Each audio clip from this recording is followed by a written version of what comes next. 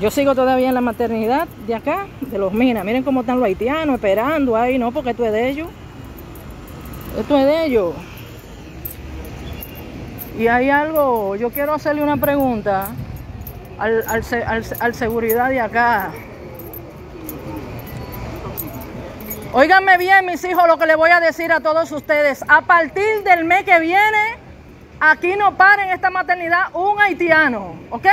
Le habla Patricia Ramírez, patriota nacionalista, para el que no me conoce.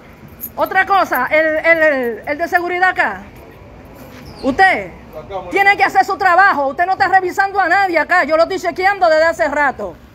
Tiene que hacer su trabajo, si no voy a hacer que lo voten. Voy a hacer que lo voten. Yo no te estoy enfocando. Yo no te estoy enfocando. Ya lo saben, a partir del mes que viene, aquí ningún haitiano va a parir en esta maternidad. Ya lo saben. Ya lo saben. Estamos altos ya, coñazo.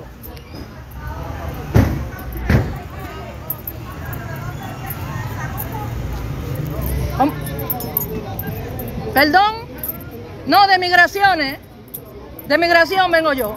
Dígame. De migración, ¿quiere que se lo compruebe en este momento? Yo vengo pacíficamente porque estoy mirando que el seguridad no está revisando a nadie para entrar.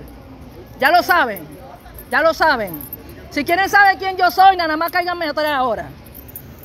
Coñazo, coño. Coño, pero en Haití que estamos, coñazo.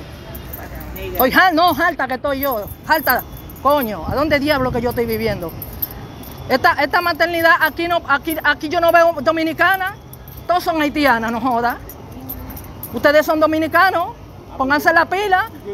¿Cómo que aquí uno va a hacer? Aquí se va a pelear. Se lo estoy diciendo, aquí se va a pelear.